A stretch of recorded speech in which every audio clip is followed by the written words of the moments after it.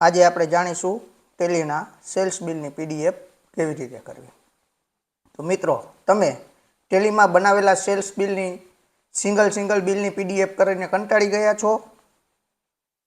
જો તમે સિંગલ બિલની પીડીએફ કરીને કંટાળી ગયા હોય તો આજે આપણે જાણીશું કે ટેલીમાં બનાવેલા સેલ્સ બિલ બધા બિલની પીડીએફ એક સાથે કેવી રીતે કરવી। તો ચાલો જાણીએ આપણે આજે કે સેલ્સ બિલની બધા બિલની પીડીએફ કેવી રીતે કરવી। સૌપ્રથમ ટેલી પ્રાઇમ ઓપન કરી લેશું। તેમાં પહેલા આપણે બિલનો રિપોર્ટ જોઈ આવી, તો એમાં ડિસ્પ્લે એન્ડ મોર રિપોર્ટમાં અંદર જશું।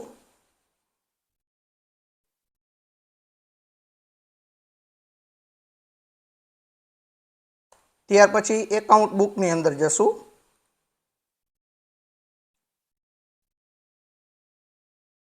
ત્યાર પછી તેમાં સેલ્સ રજિસ્ટરમાં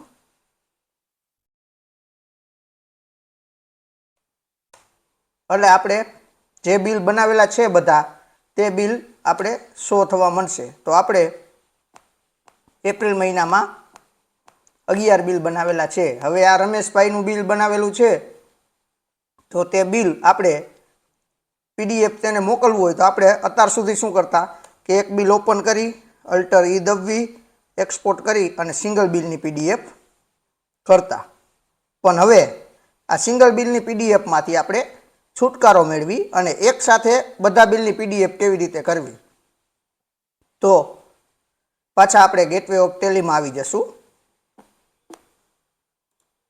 તેમાં ઉપર ઓપ્શન છે એક્સપોર્ટનું।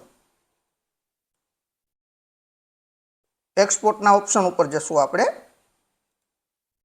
તેની અંદર ફર્સ્ટ ઓપ્શન છે અધરનું, તેમાં જશું। તેની અંદર મલ્ટી વાઉચરનું ઓપ્શન છે, તેમાં જઈશું એટલે એક્સપોર્ટ માટેનું પેજ ઓપન થઈ જશે। તેમાં આપણે કન્ફિગરેશનમાં જઈ ઉપર ફર્સ્ટ ઓપ્શન છે વાઉચર ટાઈપ, એટલે તેમાં આપણે સેલ્સ બિલની બલ્ક પીડીએફ કરવી છે તો અહીંયા સેલ્સ લઈ લેશું। સેકન્ડ ઓપ્શન છે પાર્ટી નેમ, તો લેજર નેમ, તો તેની અંદર ઓલ આઇટમ લખેલું છે। જો તેની અંદર આપણે બધા બિલની પીડીએફ કરવી હોય જેટલા બનાવેલા છે તે બધાની, તો અહીંયા ઓલ આઇટમ લઈ લેશું। કોઈ પર્ટિક્યુલર એક પાર્ટીની પીડીએફ કરવી હોય તો તે પાર્ટીનું નામ અહીંયા આપણે સિલેક્ટ કરી લેશું। તો અત્યારે આપણે ઓલ આઇટમ લઈ લેશું, બધા બિલની પીડીએફ કરવી છે। પછી વાઉચર ટુ એક્સપોર્ટની અંદર રેગ્યુલર આપશું આપણે। પછી પીરિયડ એટલે ડેટની અંદર આપણે જે મહિનાની અથવા આખા વર્ષની કરવી હોય તો અહીંયા આખા વર્ષનો પીરિયડ આપી દેવાનો। 1/4 આપણે એક મહિનાની કરી છીએ તો 30/4। ત્યાર પછી 100 પેજ નંબરની અંદર યસ આપવાનું કે આપણે 2 પેજની અંદર બિલ હોય તો પેજ નંબર 1 અને પેજ નંબર 2 પ્રિન્ટ આઉટ થઈને આવે। ત્યાર પછી 100 કંપની નેમની અંદર યસ આપવાનું, એટલે કંપનીનું નામ પીડીએફની અંદર શો થઈ જાય। 100 કંપની એડ્રેસની અંદર એડ્રેસ યસ આપશું એટલે કંપનીનું એડ્રેસ પણ તેની અંદર શો થઈ જશે પીડીએફમાં। 100 ફોન નંબર, જો આપણે ફોન નંબર શો કરવા હોય તો યસ આપવાનું, ન કરવા હોય તો તેને નો આપી દેવાનું। પછી એક્સપોર્ટ સેટિંગની અંદર ફાઇલ ફોર્મેટ, એની અંદર આપણે જે ફાઇલમાં કન્વર્ટ કરવું છે, આપણે પીડીએફ કરવું છે તો અહીંયા પીડીએફ સિલેક્ટ કરી લેવાનું, જેપીજી કરવું છે તો જેપીજી, અને એક્સેલમાં કન્વર્ટ કરવું છે તો એક્સેલ સેપરેટ શીટ સિલેક્ટ કરી લેવાની રહેશે। આપણે પીડીએફ કરવું છે તો પીડીએફ સિલેક્ટ કરી લેશું। ત્યાર પછી ડિજિટલ સિગ્નેચરનું નીચે ઓપ્શન છે।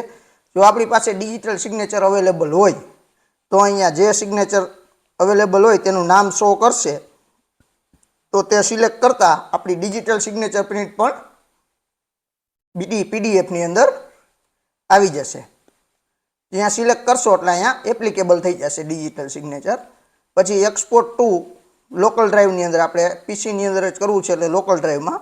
પછી ફોલ્ડર પાથની અંદર આપણે જે ડ્રાઈવની અંદર આપણે જે જગ્યાએ આને એક્સપોર્ટ કરવું છે તે પાથ અહીંયા સિલેક્ટ કરી લેવાનો, અને ફાઇલ નેમની અંદર આપણે જે બિલ એક્સપોર્ટ કરીએ છીએ પીડીએફમાં તે ફાઇલનું જે નામ આપવું હોય તે નામ આપી દેવાનું। ત્યાર પછી આપણે કંટ્રોલ A આપશું ને એટલે તે મેનુ એક્સેપ્ટ થઈ અને ક્લોઝ થઈ જશે. ત્યાર પછી એક્સપોર્ટમાં આપણે પાછા આવી જશું અને એન્ટર આપતા આપણા બધા બિલની પીડીએફ એકસાથે જનરેટ થઈ જશે. તો આપણા બધા બિલ બની ગયા છે એકસાથે, તમે જોઈ શકો છો બધા બિલની પીડીએફ એકસાથે થઈ ગઈ. આમાં આપણે જેટલા બિલ બનાવ્યા છે તે બધા બિલ પણ થઈ શકે. કોઈ પર્ટિક્યુલર સિંગલ પાર્ટીનું બિલ આપણે જો એક્સપોર્ટ કરવું હોય આખા વર્ષનું તો તે પણ થઈ શકે. આજના વિડીયો માટે આટલું. કાલે ફરી મળીશું નવા વિડીયો સાથે. જય હિન્દ, જય ભારત.